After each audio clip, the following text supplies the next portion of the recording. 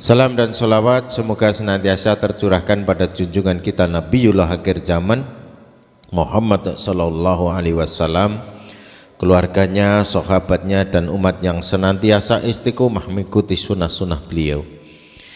Telah hadir di tengah-tengah kita beliau Ustadz Samsudin Asrori yang akan memberikan pencerahan pada pagi hari ini. Mari kita manfaatkan waktu ini sebaik mungkin. Kita gunakan telinga untuk menyerap dari apa yang sudah disampaikan. Kita jaga lisan selama kajian agar senantiasa apa yang disampaikan bisa masuk ke relung hati kita. Kita awali kajian pagi hari ini dengan mengucap basmalah bersama-sama. Bismillahirrahmanirrahim. Waktu sepenuhnya kami aturkan kepada Ustadz Samsudin. Monggo. Assalamualaikum warahmatullahi wabarakatuh.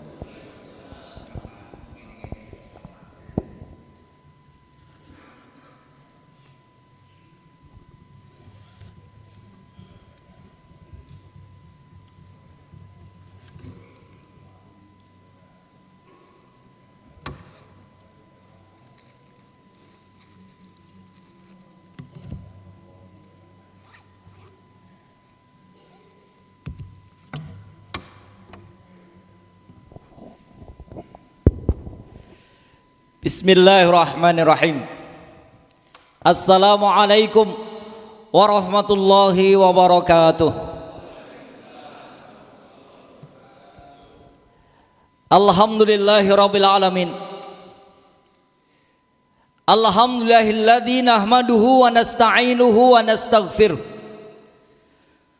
Wa na'udzu billahi min sururi anfusina wa min sayyiati a'malina may yahdillahu fala mudhillalah wa may yudlilhu fala hadiyalah.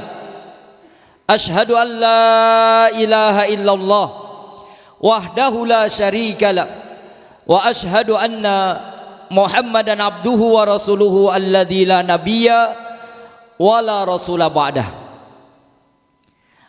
Ibadallah, usini wa iyyakum bitaqwallah faqad fazal mu'minunal muttaqun haitsu yaqulu azza wa jalla fi muhkamit tanzil ba'da na'udzu billahi samii'il 'aliim minasyaitonir rajim. Ya ayyuhalladzina amanu taqullaha wa qulu qawlan sadida yuslih lakum a'malakum wa yaghfir lakum dhunubakum wa may yuti'illaha wa rasulahu faqad faza fawzan 'azima. Ittaqillah haitsu ma kunta wa atbi'is sayyi'atal hasanata tamkhuha wa khaliqin nasa bi khuluqin hasanin wa ba'd. Ma'asyiral muslimin wal muslimah, alhamdulillah sampailah kita di bulan Rabiul Awal, bulan di mana kita menjadi saksi bahwa pernah terlahir seorang laki-laki mulia. Waktunya menjelang fajar, menjelang subuh, yaitu seorang anak dari seorang ayah Abdullah dan ibundanya Aminah. Yang kita syukuri ternyata apa yang dibawa semenjak lahirnya sampai wafatnya semuanya didedikasikan untuk Islam. Sehingga kita mengetahui iman, kita tahu Islam, kita bersungguh-sungguh di atas jalan takwa. Mudah-mudahan di antara sekian yang kita ikuti mendapatkan kelak kecintaan dari Allah Ta'ala, karena beliau adalah seorang nabi mulia, yaitu Nabi Muhammad sallallahu alaihi wasallam wa ala alihi wa ashabi wa man tabi'ahum bi ihsanin ila yaumil qiyamah. Bersyukur pula tentunya kehidupan kita adem, tentrem, karena memang tinggalnya di Karanganyar tentram. Saudara kita di Rempang, Galang, Batam, dan masih banyak lagi di Sumatera, juga di tempat-tempat lain hari ini sedang berkecamuk kemelut, yaitu sertifikat tanah yang mereka punya kurang lebih 300 tahun dipegang oleh moyangnya sejak zaman Belanda. Mendadak tiba-tiba ada seorang laki-laki kafir namanya Tommy Winata. Dia membawa surat seolah-olah ini yang asli, milik kalian palsu. 17.000 terusir dari kampung halamannya oleh satu orang saja yang kafir. Ngeri. Bersyukur kita cek masing-masing tanah tempat kita berpijak, yang kita bertanggung jawab atas anak turun kita, imannya, Islamnya, ketakwaannya, syariat yang mereka pegang, memakmurkan masjid di sekitarnya, Al-Quran yang mereka pelajari. Kita bertanggung jawab fi ayyi ardin tato wa anta mas'ul an dinih. Dimanapun kalian berpijak, bumi manapun kalian letakkan kakimu, maka kamu bertanggung jawab atas keimanan, keislaman orang-orang yang ada sekitar kamu. Kebayang Pak, orang Melayu itu sejak zaman kerajaan, kesultanan sudah menempati kampung-kampung, 16 kampung. Terusir dengan satu orang saja dan dia kafir. Lalu backingannya, naudzubillah waliyadzubillah. Di antara backingannya, siapapun nanti menghalang-halangi investasi ini, maka tak piting. Ya. Lalu setelah itu dia ngomong begitu, minta maaf. Kemarin maksud saya piting itu peluk, rangkul. Piting sama dengan rangkul. Kalau kepiting sama dengan kerangkul. Padahal kepitingnya cuyu, Pak. Ada lagi yang mengatakan siapapun nanti menghalangi investasi, tak bulldozer. Kafir juga yang ngomong. Kebayang coba, 17.000 nyawa ada di dalamnya. Kampung itu udah dihuni 300 tahun. Anak-anak di sana itu senantiasa senandung ayat Al-Quran. Surau-surau mereka, surau kalau di kita apa namanya? Langgar, ya, langgar. Musolla, ya. Dulu kita nyebutnya langgar, ya. Orang Cirebon nyebutnya tajuk. Tajuk, langgar, musolla, surau. Itu anak-anak kecil sana itu ke surau rajinnya luar biasa. Wanita-wanita yang ada di sana itu namanya orang Melayu, Masya Allah, negeri bersanding syariat. Syariat bersanding dengan kitabullah, yang mereka selalu mengangkat Al-Quran sebagai pedoman hidupnya, undang-undang kehidupan mereka. Mendadak tiba-tiba satu orang mau dibangun pabrik kaca terbesar dunia nomor 2. 17.000 nyawa suruh ngungsi, dikasih batasan waktu besok lusa 28 September 2023 harus kosong kampung itu. Enak banget. Ini yang harus kita syukuri. Saya main ke Mundu, tahu Mundu nggak Bapak ya? Kalau mau ke Bromo, Waduk Delingan, naik lagi kelokan kayak letter S, nanti ada Gapuro, di situ ada kampung namanya Mundu. Tanahnya tandus tapi situ tanamannya sayur, ada kangkung cabut, kemudian bayam cabut, sekampung itu tanam-tanam kayak gitu. Saya di Mundu nanya pada salah seorang yang ada di sana. Karena saya sedang memproses salah satu ikhwan mau menikah sama putrinya.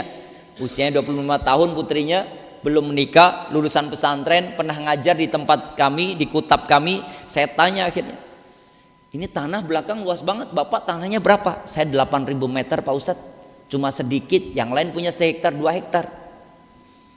Oh 8.000 meter ini sedikit? Sedikit Pak Ustadz. Waduh, saya aja 100 meter gak punya ya, cuma punya tanah untuk menyiapkan makam kita aja nanti. 8.000 meter sedikit, ada 2 hektar, ada 3 hektar. Tapi Pak Ustadz, kenapa Pak? Itu tanah belakang kami 5 hektar, 10 hektar, itu gak ada lagi namanya Pak Wirapanut, gak ada namanya Tirtowiono. Yang ada nama Cina semua Pak Ustadz. Walaupun hari ini anak cucu kita ngelola tanah itu, tapi sertifikat tanah bukan lagi miliknya Pak Wirapanut, bukan lagi miliknya Tirtowiono, bukan lagi miliknya Singo di Mejo, tapi sertifikat tanah sudah bernama Lim Swing Oe Oe. Sing Sue Sue Sue. Nama Cina, Pak. Akhirnya saya penasaran, malam saya di situ ngobrol sampai jam 12:30 malam. Saya pamit pulang. Hari Ahadnya yang lalu, pekan ketiga kemarin, Ahad kemarin, saya ketemu lagi dengan putranya. Saya silaturahmi ke rumahnya, saya penasaran tanaman sayur, saya lihat tanah begitu luasnya itu, sejauh mata memandang ternyata sudah bukan lagi miliknya warga pribumi, bukan milik Bumi Putra, bukan milik warga pribumi, sudah milik orang asing. Ini kita syukuri, kita berada di negeri kita namanya Karanganyar, Matisih, Masya Allah. Anak-anak kita masih setia dengan Al-Quran. Pada kajian-kajian yang lalu saya sebutkan, untuk mengambil semua tumpah darah negeri namanya Nusantara, untuk mengelola sumber daya alam yang ada dalamnya, untuk menguasai tanah-tanah sejengkal tanah yang akhirnya berhektar-hektar di Nusantara. Cukup kirimkan mereka narkoba, minuman keras, kirimkan mereka musik-musik yang melenakan, kirimkan mereka cinta gadget HP, kirimkan mereka seks bebas pornografi, selesai urusan. Hal itu lebih matikan anak Nusantara daripada kita kirimkan 1000 meriam, kata mereka. Hari ini kita nggak punya investasi apapun kecuali anak-anak yang terlahir dari rahim istri kita. Investasi paling mahal, tabungan yang paling amat sangat kita andalkan, bisa menyelamatkan kita dari panasnya api neraka adalah anak-anak kita. Lalu bagaimana kita mendidik anak-anak, membesarkan mereka, mendampingi mereka, membimbing mereka, mentarbiah mereka, mengajak mereka untuk senantiasa setia, cinta pada kedua orang tuanya setelah cintanya pada Allah dan Rasulnya, cinta pada syariat Allah dan Rasulnya. Kemudian mereka mencintai kedua orang tuanya, memakmurkan masjid-masjid di sekitarnya, menyenandungkan ayat Al-Quran yang ada dalam lisan dan hatinya. Ini pekerjaan yang sulit, karena ternyata pelajaran agama pun hampir-hampir ditiadakan. Bahkan madrasah-madrasah Islam pun hampir-hampir ditutup. Bahkan hampir setiap sudut-sudut kampung kita sudah dipenuhi dengan namanya aplikasi yang merusak anak-anak negeri. Naudzubillah wa yadzubillah. Maka mari kita syukuri masih dimudahkan oleh Allah Ta'ala menghadiri majelis ilmu. Kita membahas ayat dan hadis Nabi Muhammad sallallahu alaihi wasallam, yang kita berharap mudah-mudahan dengan ini semuanya kelak kita juga mendapatkan kecintaan Allah dan Rasulnya, hingga kita dilayakkan untuk mendapatkan syafaat dari baginda Muhammad sallallahu alaihi wasallam, insyaallah. Amin Allahumma amin. Selanjutnya Bapak Ibu sekalian, saya katakan bahwa investasi mahal itu bukan tanah seperti yang terjadi di Rempang tadi. Investor masuk, mereka mau mensejahterakan orang pribumi, nggak mungkin. Belum pernah ada kisahnya. Belum pernah ada kisahnya. Apalagi dipimpin oleh rezim yang bejat seperti sekarang. Mana ada mereka meminta umatnya untuk mendekat pada masjid? Mana ada pemerintah sekarang mengajak umat untuk senandung ayat Al-Quran? Mana ada mereka menghargai orang-orang yang memuliakan rumah Allah Ta'ala? Mana ada? Nggak ada. Rezim ini menjauhkan umat Islam Indonesia daripada syariat Allah Ta'ala. Tengok, dalam hal korupsi, apa pernah terberantas korupsi? Menggila. Pada tanggal 19 Agustus kami berkumpul di Yogyakarta bersama dengan tokoh ulama nasional, bahkan beberapa dari luar negeri, dari Malaysia, dari Brunei Darussalam, dan beberapa negara tetangga yang lain. 19 Agustus ketika kami mendengar pemaparan dari salah seorang pakar ekonom, yaitu Profesor Dr. Ihsanuddin Nursi, kami mendapatkan diantaranya, yaitu WA. Kata beliau, saya bacakan Pak, mungkin ini pernah sebenarnya saya bacakan, bahwa di negeri kita pada rezim yang bejat saat ini, beliau nyebutnya bajingan tolol, ya, beliau nyebutnya rezim bajingan tolol. Saya sebut di pengajian, saya hanya ngikuti WA yang saya baca, bahwa uang 300 triliun, uang 300 triliun, kebayang Pak 300 triliun kayak apa? Hah? Ibu-ibu, 300 triliun itu kayak gimana? Hah? Uang 300 triliun diambil oleh Direktur Utama Taspen, Dirut Taspen, Tabungan Asuransi Pensiunan Pegawai Negeri. 300 triliun dibagi untuk selir-selirnya. Dan dalam video itu istri sahnya mengatakan, gile lu ya, lu nyuruh gue untuk tanda tangan seolah-olah gue cerai dari lo, tapi tiap malam lo tetap pulang ke rumah gue kagak mau karena lo nikahin gue secara sah, secara resmi di gereja, pembaptisan di gereja, pemberkatan di gereja, karena dia orang Katolik, kosasih namanya.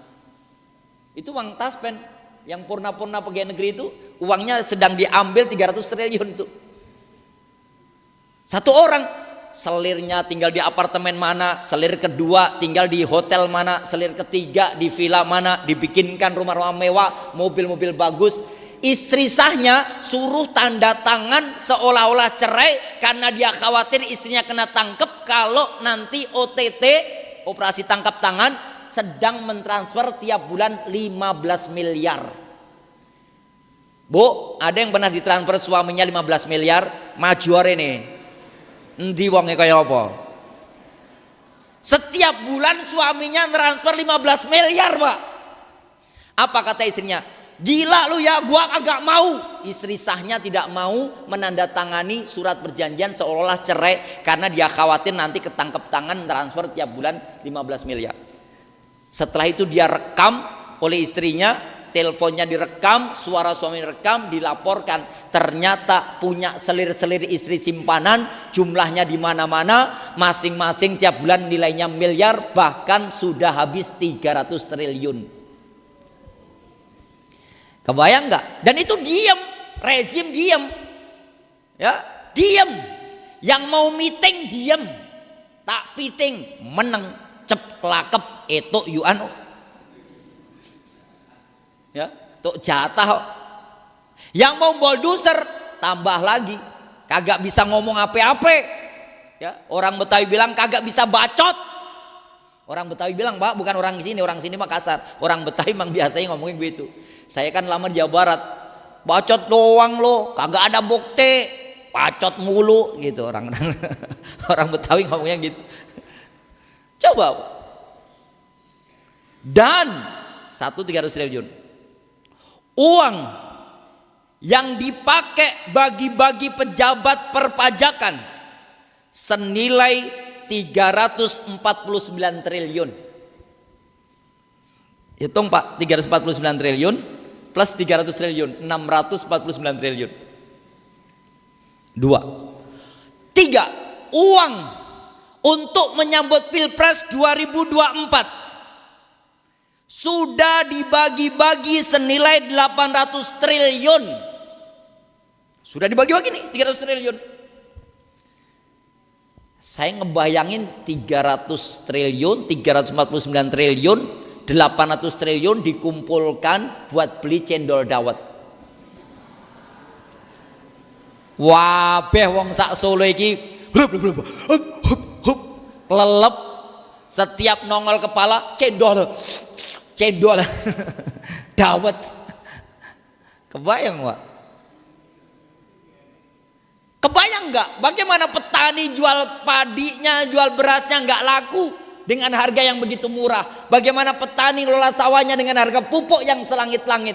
Bagaimana semua sayur mayur dan kebutuhan pokok semakin amat sangat tinggi harganya, daya jualnya begitu murahnya dari para petani sayur, petani padi. Ini terjadi. Bulog-bulog kosong, isinya beras-beras dari luar negeri yang masuk ke negeri kita. Mau bilang apa lagi Pak? Padahal itu yang pemimpin yang milih juga Bapak Ibu sekalian. Gara-gara BLT ini bulat-bulat. Dan Bapak Ibu sekalian perlu tahu, ketika kemarin menyambut 17 Agustus, di saat orang-orang di Indonesia suruh bermain tarik tambang memperingati 78 tahun Indonesia merdeka, warga RW sekian melaksanakan tarik tambang, padahal tambangnya di negeri kita sedang ditarik ke luar negeri. Kita suruh tarik tambang sumber daya alam, nikel sulfat yang ada di Pulau Obi, Pulau Obi ada di Halmahera Selatan, Maluku Utara. Nilainya 6.000 triliun diangkut ke Cina, Pak. 6.000 triliun. Silakan datang ke Pulau Obi, Halmahera Selatan, Maluku Utara. Itu 6.000 triliun, Pak. Dan itu nggak ada sama sekali rakyat menikmati hasilnya. Bahkan yang terjadi banyak stunting, orang kelaparan, kurang gizi, gizi buruk. Bahkan ibu hamil melahirkan dengan susah payah. Di sana itu orang nggak bisa makan nasi, sehari-hari makannya singkong, makannya poong, makannya telur, makannya bolet, makannya kasbi. Ya, kebayang.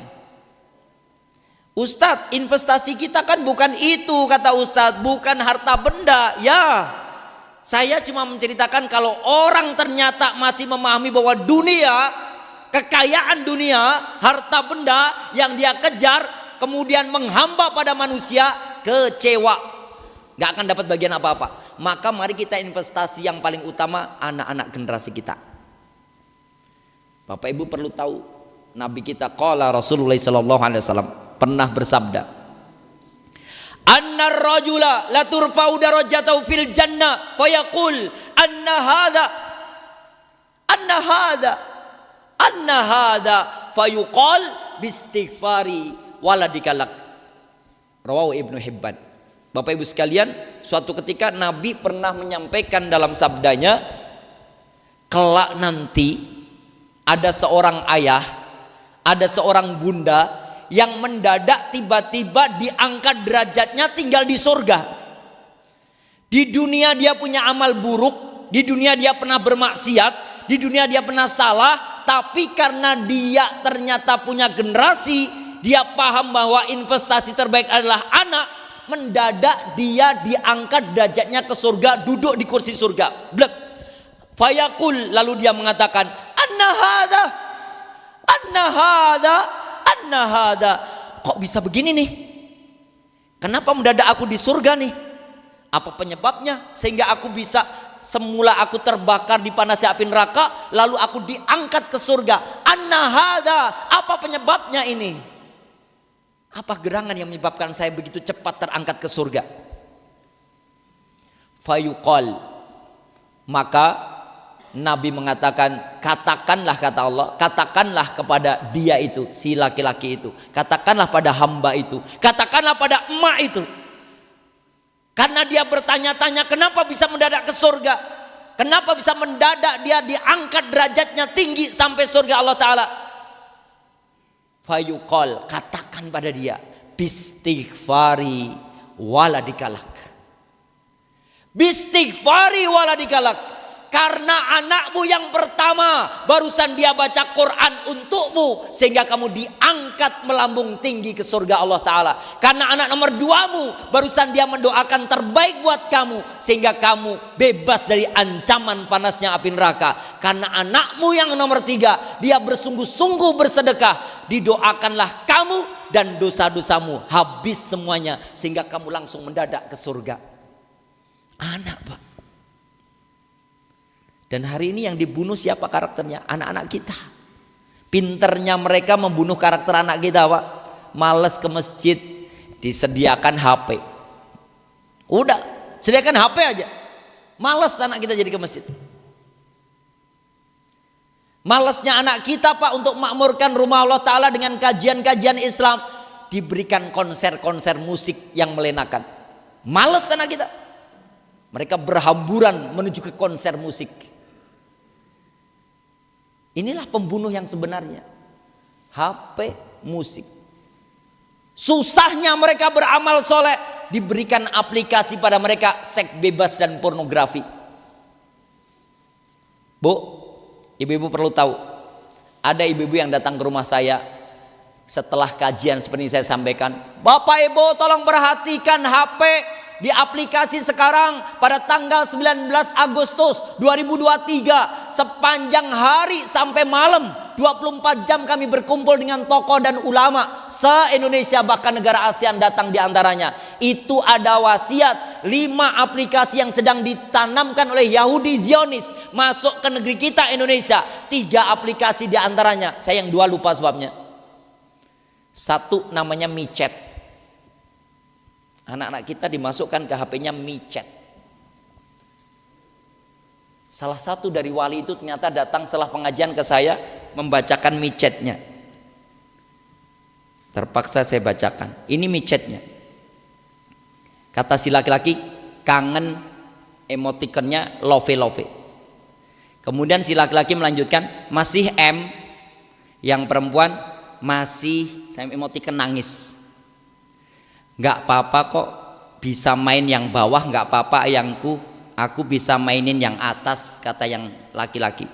Kata yang perempuan, ayangku kan jadi pengen, ayang mau aku, saya nggak sanggup baca ini, ayang mau aku nit aja. Kata yang laki, mau ayangku, I love you, UGH.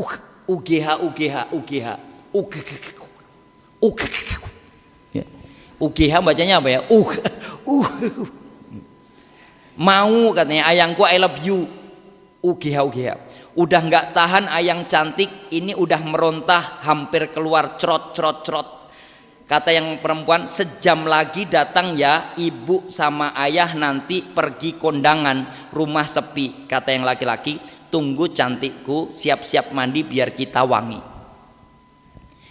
Ini si ibu yang curhat ini screenshot dari HP anaknya aplikasi micet itu, lalu ngomong, Pak Ustadz, bagaimana penanganannya? Ternyata anak saya sudah punya aplikasi itu dan diantara pembicaraannya seperti ini. Di screenshot dikasihkan saya, tolong kirim saya Bunda, nanti pada saatnya saya mohon izin untuk nyampaikan pada jamaah biar ngerti bahwa sekolah pakai jilbab, pakai kerudung, kelas 8 kelas berapa nih? Kelas 8 pakai jilbab, pakai kerudung, kelas 2 SMP 14 tahun ya, kelas 8 14 tahun pakai kerudung, pakai jilbab, seragam biru putih. Ternyata di HP-nya ada aplikasi micet, isinya seperti ini, di screenshot oleh orang tuanya, dikasihkan saya tanya pada anaknya akhirnya, ini sama siapa Ando? Jawabnya apa? Sama kelas 5 SD Cahlanan. Kebayang nggak? Yang laki cowok kelas 5 SD, yang perempuan kelas 8 14 tahun. Ini permainannya. Siapa yang membuat ini semuanya? Yahudi Zionis, untuk merusak generasi kita. Biar mereka malas ke masjid, biar mereka malas baca Quran, biar mereka tidak mau doain orang tuanya, biar mereka membawa keluarga besarnya pemahaman yang jauh daripada syariat Allah Ta'ala. Na'udzubillah, ini musibah besar. Cek HP anak-anak. Jarang orang tua itu ngecek. Saya alhamdulillah anak-anak gak pegang HP. HP paling punya uminya, itu pun rebutan, itu pun kami berbatas karena anak HP cuma satu, berbagi-bagi waktu, sehingga nggak mungkin mereka akan berlama-lama dengan HP-nya. Yang kedua setelah micet ada namanya VCS, video call sex, yaitu mereka melakukan video call sex dari rumah ke rumah, laki dengan perempuan di kamarnya saja, lalu setelah itu mereka akan video call seks, mereka tanpa selai benang, lalu banyak maaf yang perempuan masturbasi, yang laki-laki onani. Hubungan badan dunia maya. Kemarin dipaparkan dalam tanggal 19 Agustus 2020 di Yogyakarta bersama ulama dan tokoh nasional. Ini membahayakan anak negeri kita. Mereka akan jauh dari syariat Allah Ta'ala, kemaksiatan. Bagaimana orang tuanya akan mendapatkan surga? Sementara kita ini seolah-olah merasa nyaman, tentram, damai. Penjajahan sudah masuk sampai kamar-kamar anak kita. Dengan aplikasi ada micet, ada VCS. Dulu itu Pak, Bu, kalau sudah sore, bapak saya itu bengok-bengok. Le, surup, mulai. Bal-balan naik. Galak bapak saya orang Paraan ya, orang Paraan, santrinya Kiai Muslim, abahnya Mbah Kiai Zainuddin BA, diteriaki, ya Pak, kegulan loro Pak, harus tak bales sih, adzan maghrib surup-surup mulai adus gitu.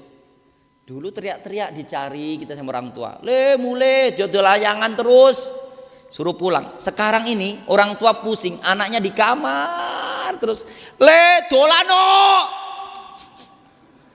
calanang neng kamar lah, udah ada aplikasi kok, tinggal micet, tinggal VCS, Ya. Apa-apa ada di HP-nya Pak. Males mereka keluar. Kalaupun keluar mereka langsung bawa motor, jalan-jalan sama Tulkiem, ya. Sampai Cemoro Kandang, langsung ngandang di situ. Ini terjadi ini. Padahal itu investasi terbaik kita. Nabi sampai mengatakan nanti di akhirat itu tiba-tiba ada orang mendadak tinggal di surga sampai dia terheran-heran bertanya, "Anna hada, kok bisa saya duduk di surga ini? Kok bisa saya ini mendadak tinggal di istana surga ini? Gerangan apa yang membuat saya terangkat begitu cepatnya sampai surga ini, terbebas dari panas api neraka?" Fayuqal, maka dijawab oleh para malaikat, dikatakan pada dia, "Wahai ayah, wahai bunda, anakmu barusan memohonkan maaf atas dosa-dosamu dengan amal solehnya. Dia barusan sedekah, dia barusan memakmurkan masjid, dia barusan membaca Al-Quran, dia barusan silaturahmi, dia barusan beramal sebaik-baiknya amalan semata-mata karena dia anakmu. Dia bersungguh-sungguh memohonkan maaf atas dosa-dosamu." Masya Allah. Kalau anak kita dibodohi dengan syariat, anak kita nggak paham Islam, anak kita bermaksiat, nanti di akhirat pun dosanya dibebankan pada bapak ibunya karena membiarkan anaknya dalam kemaksiatan. Dosanya buat bapak ibunya loh, nerakanya buat bapak ibunya. Tapi kalau kebaikan dilakukan oleh anak kita, maka orang tuanya akan diangkat secepatnya ke surga Allah Ta'ala.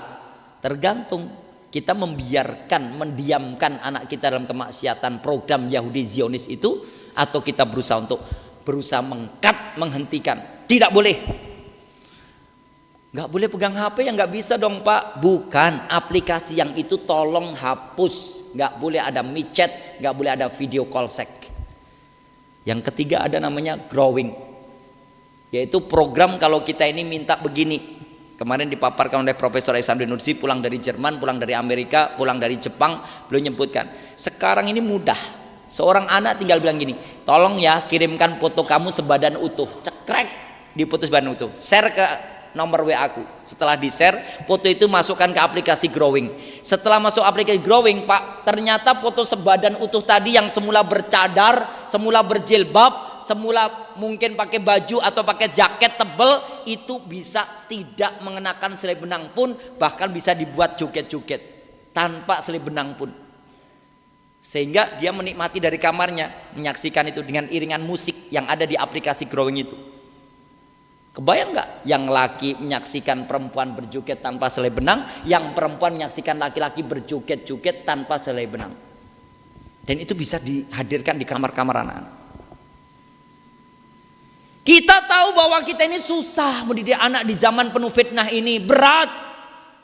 Ya, kita paham bahwa ternyata orang-orang Yahudi Zionis, walan tarda ankal yahud walan nasara hatta tattabi'a millatahum. Yahudi, Nasrani, Katolik, Protestan tidak akan pernah ridho sampai umat Islam hatta tattabi'a millatahum, ngikuti jalan mereka, ngikuti budaya mereka, ngikuti sehari-hari mereka, mengikuti seks bebas mereka, mengikuti cinta musiknya mereka, mengikuti semuanya sesuai dengan apa yang diinginkan oleh Yahudi dan Nasrani.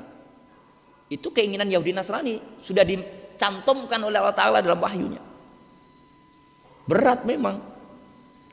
Mari kita ingati seorang sahabat di antara 10 sahabat Nabi Sallallahu Alaihi Wasallam, namanya Sa'ad bin Abi Waqqas radhiyallahu anhu. Siapa Sa'ad bin Abi Waqqas? Seorang duta yang pernah diutus Nabi untuk dakwah sampai dataran Cina.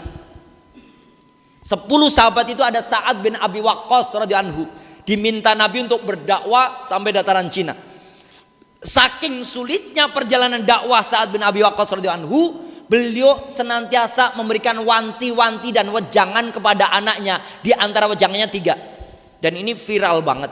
Wejangan ini wejangan yang amat sangat viral di kalangan para sahabat. Apa nasihatnya? Sa'ad bin Abi Waqqas menasihatnya yang pertama buat putra-putri generasinya, buah hatinya yang akan menyelamatkan dia. Padahal sudah ahli surga, dijamin oleh Allah masuk surga, tapi tetap minta disurgakan oleh anak-anaknya. Apa katanya? Ya bunai, dipanggilnya anaknya, lalu diminta duduk di sampingnya, dielus kepalanya. Ya bunai, wahai anakku tercinta. Ya bunai, wahai anakku yang paling abah cintai. Aqim sholat. Jangan lupa nak, tegakkan sholat. Bapak mana yang sekarang bisa begitu? Ayah mana yang sehari-hari bisa mengatakan pada anaknya di waktu-waktu sholat lalu memanggil putranya, nah waktunya hampir adzan subuh, segera persiapan, kalau kau butuh mandi, mandi, kalau enggak berwudu, berangkat ke masjid, sholat subuh bersama dengan ayah. Aqimus sholat, yuk nak kita sholat berjamaah bersama dengan umat. Ayah yang mana? Saya menyaksikan banyak sekali keluhan orang tua, sampai gedor pintu, tangio subuh. Apa to Pak? Aku nembe wae turu kok. Aku nggih main game teko jam 3. Anak kita ini main game sampai jam 3 dini hari. Anak kita ini malam tirokaten apa namanya? Malam 17 Agustus tirokah. Apa sih namanya? 17 Agustus. Tirakatan. Itu kami jalan kaki dari Jogja sampai Karanganyar 102 km. Kami jalan kaki 3 hari 2 malam. Malam 17 Agustus daerah Delanggu, Klaten. Kami menyaksikan ibu-ibu jam 2 malam masih nyanyi rungkat ente-entean. Jam 2 malam Pak. Sampingnya 7 laki-laki joget. Ini dada ditempel-tempelin, banyak mah bagian pinggang ditempel-tempelin, 7 laki-laki. Santri saya bilang, edan. Santri saya bilang, ngapain kalian komentarnya nggak baik kayak gitu, komentar yang bagus. Itu loh Ustadz, sepanjang gang kita jalan jam 2 ini kayak gitu semuanya. Gang ini ditutup karena sedang ada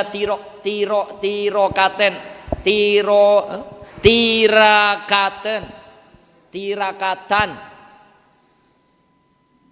Lalu begitu kami lewat, yang pemuda kemana kok ibu-ibu jam 2 masih nyanyi. Di saat yang lain istri saya kalau jam 2 sedang bangun, kemudian dia mandi, sholat tahajud sejak jam 2 sampai subuh. Kadang-kadang istri saya 2 juz sholatnya, 2 juz selesai dia dari jam 2 sampai menjelang subuh. Tapi saya lihat ibu-ibu yang lain, ya Allah, padahal ibu-ibu itu adalah madrasah pertama bagi anaknya. Kalau emaknya pakai kerudung, tapi jam 2 masih joget-joget di depan laki-laki yang bukan suaminya semua. Mana mungkin suaminya 7. Tambah lagi pemuda di sampingnya itu saya tanya, Mas kok nggak ikut gabung itu yang nyanyi-nyanyi? Bawa tenok Pak. Oh, lah kok nanya sih malah sama tirakatan juga. Nggih Pak, merdeka Mas. Merdeka mabok. Jam 2 itu mabok Pak. Saya pikir itu kopi minumannya. Ternyata mereka bilang merdeka aja. Merdeka. Merdekanya ada e-nya itu. Kami jalan itu, sampailah kami Delanggu, kemudian Wonosari. Pagi-pagi kami saksikan, ya Allah, ada ibu-ibu sombongnya selfie sama laki-laki. Laki-laki itu pakai lipstik, pakai bulu mata, sininya dimerah-merahin, bedaknya tebel, lalu setelah itu pakai dasternya bunga-bunga, banyak maaf BH-nya ditaruh di luar, pakai sandal hak tinggi, lalu 12 bapak-bapak itu baris ngitung mulai 1 loro, genit-genit banget. Ibu-ibu itu selfie, saya tanya, Bu, itu ada apa? Mau lomba baris berbaris. Lah itu bapak-bapak, iya ini lomba bapak-bapak dirias secantik-cantiknya. Itu riasan saya Mas yang paling cantik. Itu suami saya rias paling cantik. Kok sombong suaminya dibuat cantik? Mestinya ibu-ibu kan, ini suami saya yang berkeringat-keringat, ini suami saya yang berdebu-debu, ini suami saya yang gak sempat mandi karena kerja keras, ini suami saya. Ini malah ada ibu-ibu bangga, sing rias kulo paling cantik suami saya. Anak yang ngomong, ih papa cantik banget. Ngeri. Silakan cek dari Delanggu sampai Wonosari. Kami jalan kaki sama santri penghafal Quran tiap tahun Pak. Udah 8 tahun kami jalan kaki Jogja Karanganyar. 8 kali sudah kami jalan. Kemarin kami jalan lagi. Covid dulu juga jalan juga. Setiap 16, 17, 18 Agustus 3 hari 2 malam. Sementara kita dihibur dengan demikian ini, belum lagi ibu-ibu yang ngajarkan LGBT pada anak-anaknya. Terong dikempit di selangkangan lalu dioper pada ibu-ibu yang lain. Terong ungu itu Itu ngajarnya LGBT. Bapak-bapak suruh ruko, bapak-bapak yang belakang bawa balon, balonnya ditendang-tendangi ke bagian pantat bapak-bapak yang lain biar meledak. Disodok-sodokin. Istrinya, sodok terus Pak, ayo Pak, sodok. Ini ngajarnya LGBT. Mana 78 tahun Indonesia merdeka itu?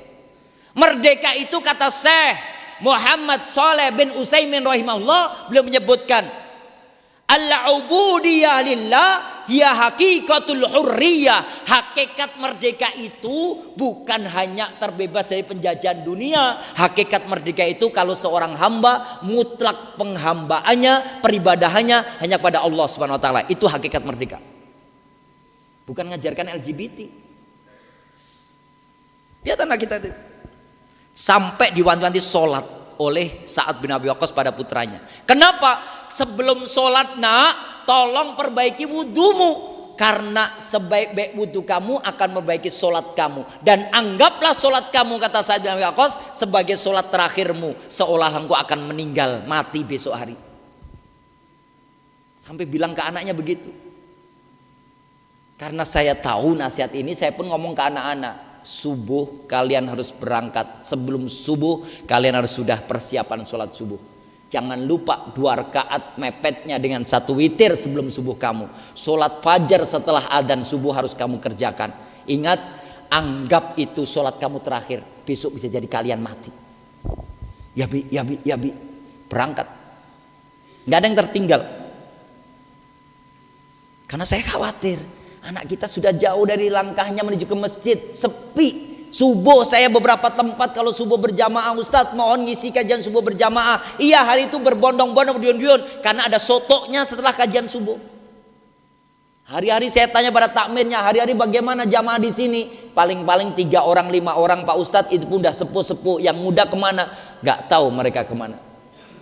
Sepi masjid-masjid. Sholat. Apa standarnya? Umar bin Khattab radhiyallahu anhu menyebutkan. Apa kata Umar? Faman dayyaha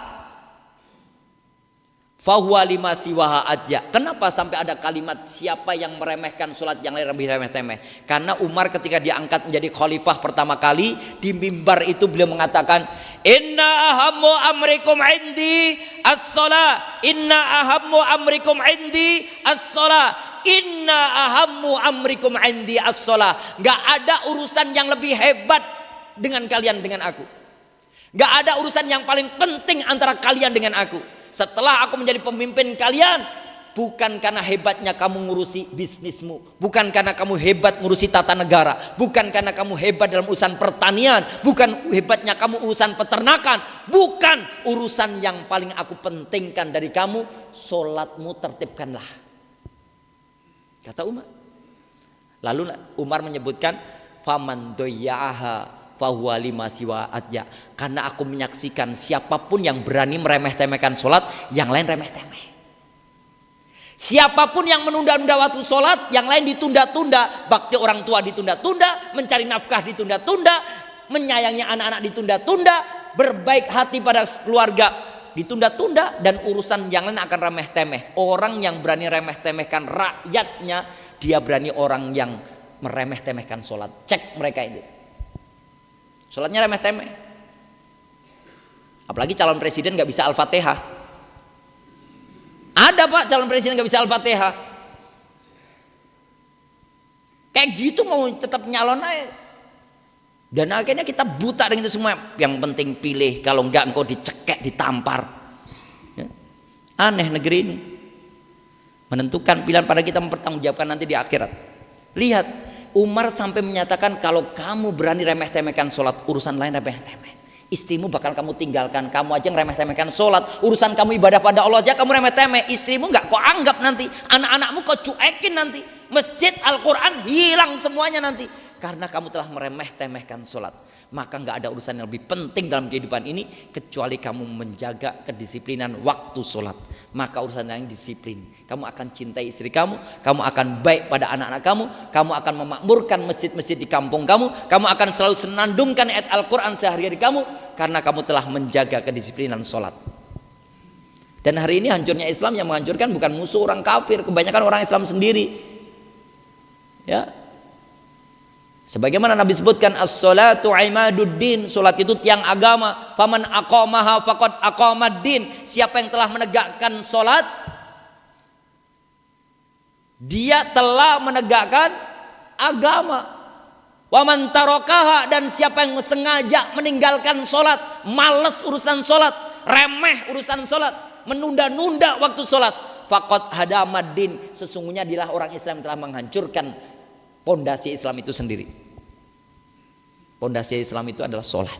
Standarnya kita, orang ini baik atau enggak sholatnya. Dilihat sekarang, kalau nanti ada capres jumlahnya 3, yang sholatnya paling benar siapa, yang bacanya paling bagus siapa, begitu. Pak Ustadz, tahun lalu itu ada 2, 01, 02 ya.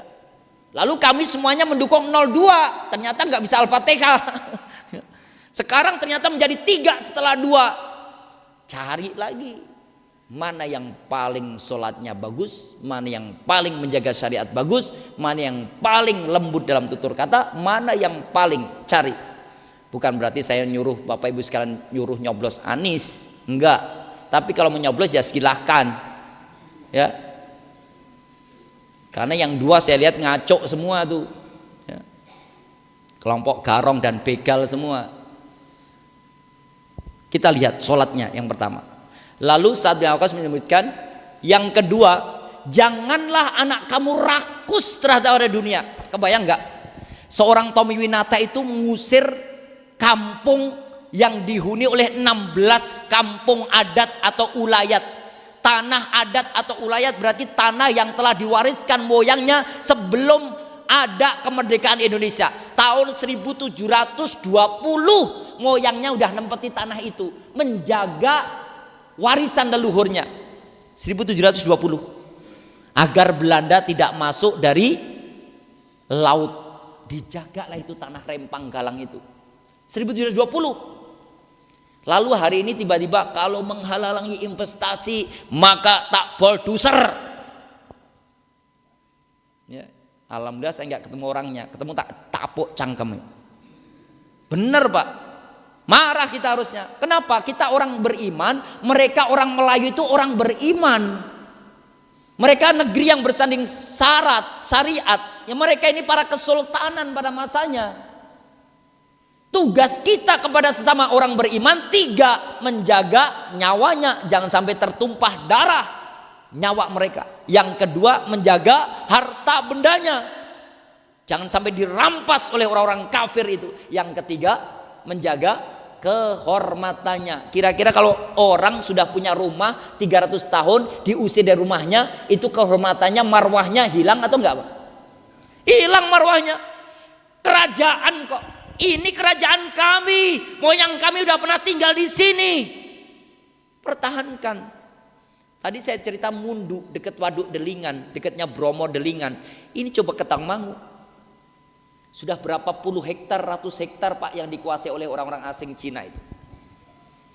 Jangan dikira itu tanah moyang mereka, itu tanah bukan tanah orang Cina, itu tanah moyangnya orang-orang pribumi, orang-orang Tangmangu. Tapi cucu-cucu mereka, buyut mereka sudah menjualnya pada yang asing karena butuh uang sampai nilai miliaran.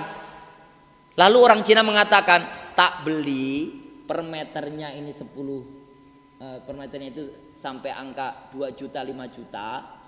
Tapi saya tidak bisa ngelola, kamu garap dulu aja, tanemin sayuran gak apa-apa, aku belum butuh amat. Tapi sertifikatnya sini. Seneng. Dapat uang sekian miliar, masih bisa ngelola tanahnya, garap ladangnya, sementara sertifikatnya udah dipegang orang asing, disandera orang asing. Emangnya hidup kita cuma saat ini? Kita nggak punya keturunan, nggak punya cucu, kok jadi takut investasinya? Anak cucu kita ini dijauhkan dari agama, anak cucu kita ini marwahnya sudah dicabut oleh mereka, kehormatannya dihilangkan oleh mereka, agamanya dijauhkan, martabat marwahnya dihilangkan, harta bendanya dirampas. Kurang apa penjajahan ini? Udah liciknya luar biasa mereka. Maka saat bin Waqqas mewasiatkan jangan rakus terhadap harta dunia.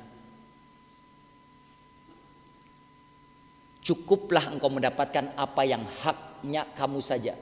Jangan pernah penginan dengan apa yang dimiliki orang-orang lain. Itu miliknya orang kampung Melayu, ulayat, kampung adat bertahun-tahun. Kenapa kamu ingin memiliki? Karena ada unsur untuk menghabisi umat Islam yang ada di sana. Sudah, titik itu saja. Karena kalau orang pinginan itu Bapak Ibu sekalian, berarti dia orang miskin. Orang kaya itu udah nggak butuh. Orang kaya itu udah cukup. Orang kaya itu yang selalu qanaah. Alhamdulillah ya Allah, dengan sepetak tanah yang kami tempati, insya Allah kami bisa hidup, kami akan beribadah, kami bersyukur dengan ini ya Allah. Kalau banyak kami bersyukur, alhamdulillah, Allahu Akbar. Kalau sedikit ya Allah, kami tanamkan pada anak-anak untuk bersabar, Allahu Akbar, alhamdulillah. Semuanya baik bagi orang beriman. Baik semuanya. Tanamkan pada anak-anak qanaah. Karakter yang qanaah, kondisi yang paling buruk, kondisi yang sangat menghimpit, mereka masih mampu survive, bertahan untuk hidup. Dan kita ketahui setiap 100 tahun sekali akan muncul seorang pimpinan dunia Islam peradaban, yaitu munculnya peradaban baru atau Al-Mujaddid namanya. Dan setiap 100 tahun sekali itu pula akan ada huru hara besar. Dan kita merasakan hari ini huru haranya adalah kekayaan marwah negeri kita sedang dirampas oleh penjajahan orang-orang asing di negeri kita. Itu terjadi, itu huru haranya. Bapak Ibu tahu nggak itu saudara kita yang ada di beberapa wilayah itu akhirnya membawa sertifikat datang ke kantor agraria. Kami sudah pegang ini sejak nenek kami pegang ini sejak kakek kami. Cukup dengan satu kata orang asing itu. Itu kan tahun lalu pencatatannya sudah update yang terbaru, tercatat di pertanahan ini namanya. Itu nggak berlaku, suratmu palsu kabeh. Iki sing asli. Diam semua, nggak bisa ngapa-ngapain. Loh kok bisa? Kebayang nggak? Sudah ada kong kalingkong, orang-orang yang di sana itu dibayarin nyoh, ganti namanya. Begitu kita bawa yang asli, masih tulisan-tulisan lama, ejaan yang C aja, T sama J. Cokro, TJOKRO, cokro. Udah nggak berlaku ini. Kamu nyimpennya berapa tahun? Sudah di pangan rayap, usang, lapuk, nggak berlaku, palsu. Ini yang asli. Mereka begitu semua ini hari ini. Saya tidak karena keluarga kami keluarga perpajakan, Pak. Kakak ipar kami orang agraria. Tahu persis, dia terheran-heran ngerjain itu. Loh, ini kan namanya Pak Asep. Kok diganti namanya Ling Sueng? Duh, ini kan miliknya Pak. Dia heran, diganti semua, krek, ganti semua. Ya? Jadi jangan jangan rampas walaupun sejengkal tanah milik orang lain. Dan ini bukan hanya sejengkal, tapi ribuan hektar, bahkan ratusan hektar. Ya, ratusan bahkan ribuan hektar. Ya, baik. 2. Yang ketiga, agar anak-anak kita nanti bisa memberikan syafaat pada orang tuanya, sampai orang tuanya yang semula di neraka lalu mendadak, anna hadza, kok bisa sampai surga secepat ini nih? Karena apa? Bistighfari waladika. Karena anak-anak kamu berbuat baik, mempertahankan haknya, tidak nyerobot haknya orang lain, tidak rakus, tidak korupsi dari haknya orang lain, rizkinya orang lain. Rizkinya cukup qanaah saja. Yang ketiga, jangan pernah berbuat, kata Sa'ad bin Abi Waqqas, nak, ya bunayya, wahai anakku tercinta, nak, jangan pernah berbuat dan berkata sehingga dengan perbuatan perkataan kamu besok kamu minta maaf. Maksudnya berarti, nak, sebelum kamu berbuat, sebelum kamu berkata, pikirkan dulu perkataan kamu, pikirkan dulu apa yang kamu buat. Fakir qabla an ta'zim. Kamu harus berpikir lebih keras lagi. Besok kamu akan berbuat apa? Perkataan yang kamu lontarkan apa? Ingat nak, setiap apa yang kamu lakukan, setiap apa yang kamu perbuat akan dimintai pertolongan. Lalu ada saja guru agama yang mengeluhkan anak-anak sekarang sudah tidak bisa pakai bahasa Jawa kromo inggil. Guru agama dibentak-bentak. Ngopo Pak? Neng omahe bapak ibuku nggak pernah bentak kayak gitu. Kowe iki guru honorer kok. Dibayar kok. Rame nih ram. Coba kebayang. Guru agama tersakiti. Gara-gara guru agama coba, nak tolong ya, ketika di sekolahan area ini jangan tiktokan. Dan tiktokan kamu itu kan laki perempuan. Mosok bibir kamu beradu bibir laki perempuan. Mosok kamu beradu bagian dada dengan dada. Mosok beradu bagian pinggul dengan pinggul. Itu nggak baik, kamu kan masih anak-anak pelajar. TikToknya dihentikan dulu ketika di area sekolah. Saya guru agama berhak untuk nasihatin kamu, bahkan wajib untuk mengajak kamu selama di area sekolah ini. Apa katanya? Oh foto pak guru-guru honorer kok dibayar kok, pak kubu kue ora pernah ngelarang aku kok ngene nang omahku ya. Tolkian main ke rumahku aja dipersilahkan sama emakku, dikasih pintu, bahkan disuguhin sama emakku, kata anak-anak itu. Dibentak-bentak guru sekarang. Pikirkan dulu yang mau diucapkan ini apa. Pikirkan dulu apa yang mau diperbuat oleh anak-anak kita. Jangan sampai nanti yang muncul penyesalan. Annal hayata hiyan nadama. Sungguh hidup itu penuh dengan penyesalan. Hidup ini penyesalan, Pak. Nyesel, kenapa dulu nggak begini, kenapa dulu ada ayat saya nggak lakukan ini, kenapa dulu ada larangan saya nggak jauhi larangan itu, kenapa dulu ada perintah saya nggak ngerjakan perintah itu, kenapa dulu ada sunnah Nabi yang baik aku nggak kerjakan sunnah Nabi itu, kenapa nyesel toh. Dan itu penyesalan ada di akhir. Jangan sampai kita mendidik pola didik anak kita apa.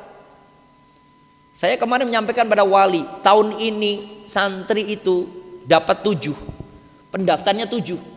Biasanya kan 20, 22, 25. Ini 7. Saya cek ke sekolahan yang lain. Qadarullah diminta ngisi khutbah ta'aruf di pesantren yang lain. Saya tanya juga pada ustadznya. Ustadz, saya diminta ngisi khutbah ta'aruf tempat ustadz nih. Berapa santri barunya? Terjadi pengurangan Pak Ustadz. Jumlahnya sedikit banget sekarang ini. Saya tanya pesantren lagi. Pengurangan. Hari ini hampir-hampir setiap wali santri atau wali kelas itu mengeluhkan siswa-siswi pesantrennya berkurang. Kenapa mereka ini takut masuk pesantren? Khawatir kalau anaknya nanti pesantren, khawatir nggak punya lapangan pekerjaan, khawatir nggak jadi karyawan pabrik, khawatir nggak punya SK untuk pengangkatan sebagai ASN, khawatir nanti. Itu yang dipikirkan. Padahal mestinya investasi kita adalah anak kita. Mampukah mereka nanti menyenandungkan ayat Al-Quran yang kalau dia membaca 1 juz, maka setengah dari bacaan dia adalah dikirimkan untuk menghapus dosa-dosa orang tuanya. Mampukah anak kita nanti ketika dia melangkahkan kaki ke masjid, setiap langkah kaki dia letakkan bertambah pahala kebaikannya, dan ketika diangkat kakinya berkurang dosa-dosanya sehingga pahalanya nyampe pada kedua orang tuanya. Mampukah anak kita nanti menjaga sedekah-sedekah dari harta benda yang kita wariskan ketika dia meninggal dunia tetap disedekahkan untuk di atas jalan Allah Ta'ala? Mampukah di zamannya nanti? Kalau nggak dibekali agama nggak mungkin, Pak. Saya yakin kalau nggak dibekali agama nggak mungkin. Silahkan cek Mbah Haji Iskandar, rumahnya Ngadiluwih. Ketika sakit di PKU Muhammadiyah, malam harinya ngalirin air ke sawah, ngalirkan air ke sawah, pulang pokoknya ngalirin sawah lah. Pulang-pulang dikabari adiknya namanya Enlamia Leoken meninggal dunia. Takziah lah beliau ke adiknya. Begitu takziah ternyata capek beliau habis kemudian takziah sampai pemakaman jam 10 pagi, kemudian berkeringat-keringat dingin tangannya, ba'da duhur masuk periksa ke MATC, kemudian dibawa ke PKU. Di PKU itu terbaring 3 hari 2 malam. Yang didengarkan oleh adik sepupu saya, Dek Yamti, dia nyebutin sebelahnya itu ada kakek-kakek 72 tahun. Sewaktu-waktu cuma Eko, karena dia sendiri sama perawat, itu pun ada jam dan waktunya. Lalu Pak Lek saya Haji Iskandar ngomong, Dok Yamti, tolong cekkan kuwi mbah sebelah iku Mbah Kakung kok bengok-bengok eko apa. Adik sebelah ngecek, pripun Mbah Kakung? Assalamualaikum, wonten napa? Eko ndi, Nduk? Eko sinten? Kula Yamti, kula putrinya Mbah Haji Iskandar yang sebelah. Eko ndi? Eko sinten? Anakku yang pertama, dia saya besarkan, saya biayai jadi polisi. Mana dia? Oh, anakku Dwindi, anakku nomor 2 laki-laki, dia juga tentara. Anakku nomor 3 Tri, dia polwan polisi. 3 anaknya sukses semuanya. Tapi setiap waktu cuma Eko. nggak ada yang nunggu sama sekali. Lah Mbah bisa sampai sini gimana? Diantar orang perumahan pakai ambulan, ditaruh rumah sakit, opna rumah sakit, nggak ada satupun dari 3 putra putrinya yang nungguin. Semuanya sibuk atas perintah komandan. Anaknya mengharap Eko. Itu kalau ada saya, kalau Eko di pintu rumah sakit, masuk Pak Eko. Bapakmu bengok. Tahu nggak mangkal Pak? Coba dibiayai, dibesarkan, dikuliahkan sampai jadi orang hebat, punya uang, punya rumah, punya mobil, punya apa-apa, tapi dia nggak punya hati. Orang tuanya dibiarkan Pak, hebat memang. Kenapa? Nggak punya agama. Itu kalau orang punya agama, sekalipun jenderal merintahkan, maaf jenderal, bapak saya sedang sakit jenderal, orang yang telah membesarkan saya, menghidupi saya, maka jenderal lebih baik saya dicopot dari jabatan saya, maka saya akan tunggui bapak saya sampai sembuhnya atau sampai wafatnya. Saya akan setia bakti birrul walidain. Karena enggak. Maaf ini dengan Pak Eko, ya betul, dengan siapa Bu? Saya anaknya pasien yang di sebelah bapak. Tolong Pak, ini bapaknya nyebut-nyebut nama Bapak terus. Pak Eko tolong kesini tengok. Maaf ya Bu, saya masih ada tugas jauh. Komandan saya meminta saya untuk tugas ini belum bisa saya tinggalkan. Nantilah kalau udah sekian hari saya baru tengok bapak saya. Mati bapakmu. Ya, alhamdulillah ditelepon bisa masuk Pak Eko. Ya, kalau nggak bisa masuk, nggak bisa komunikasi. Kok ini le, aku loro. Ye Pak, sabar je. Mari. Mungkin nyawa mati. Terjadi Pak, karena nggak tahu agama. Bapaknya merasa dulu anaknya hebat matematika, bapaknya dulu hebat pramuka, bapaknya hebat kimia, bapaknya merasa kamu harus hebat ilmu dunia, kamu harus sukses nak dunianya. Tapi lupa, ternyata di masa tua kita butuh ilmu akhirat. Setelah purna kita butuh ditunggui anak kita. Mau bikin air hangat aja kita butuh pelayanan anak-anak kita. Silakan datang ke Jumantono daerah Podang. Ada bapak ibu yang tua renta, anaknya dulu DPR RI, hari ini tidur berdua saja. Saya takziah, ada Pak Bejor Yansah, beliau sekarang jadi lurah di Plumbang sana. Begitu saya takziah ketemu beliau, ini rumah tempat depan ini kakak saya yang meninggal Tat. Maaf Tat, ini kakak saya LDII. Boleh kita nyolatkan? Gak apa-apa, karena saya pas di situ ngisi pengajian. Lalu di sebelahnya ternyata ada bapak ibu tua yang ngasuh dulu anak-anak ponakan-ponakan saya Pak Ustadz, yang mandiin, yang nyuapin. Silakan datang ke Podang. 2 orang suami istri tinggal di garasi aja, pateng gletek, tanpa selimut, tanpa nggak bisa ngapa-ngapain.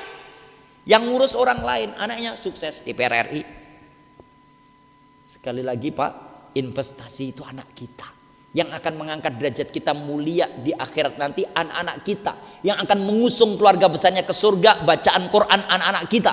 Yang akan bawa serta seluruh dzurriyyah, kakek nenek cucu moyang buyut cicit canggah wareng, semuanya itu bisa ke surga. Anak-anak kita, kalau kita nggak mampu sudah tua kayak gini, kita juga anak, maka kita mari terapkan seperti nasihat Sa'ad bin Abi Waqqas. Mudah-mudahan kita dimampukan Allah Ta'ala mendidik anak-anak kita menjadi generasi yang soleh dan solihah, anak-anak muhafid, muhafidah, mujahid, mujahidah, dengan Al-Quran yang mereka baca senantiasa mempersembahkan mahkota di jubah besaran buat ayah bundanya, dengan Al-Quran yang mereka baca dan mereka hafalkan kelak mempersembahkan 10 syafaat buat anggota keluarga besarnya, dan kita semuanya dilayakkan kembali menempati istana surga Allah Ta'ala insyaallah. Amin Allahumma amin. Aqulu qouli hadza wastaghfirullahaladzim innahu ghafurur rahim walhamdulillahirabbil alamin. Wassalamualaikum warahmatullahi wabarakatuh.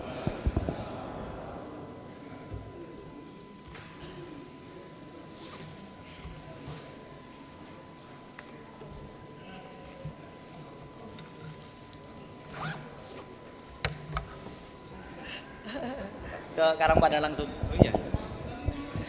Alhamdulillah, sesudah kajian pada pagi hari ini, semoga membawa pencerahan kepada kita semuanya, membawa kemajuan kepada keluarga kita terutama,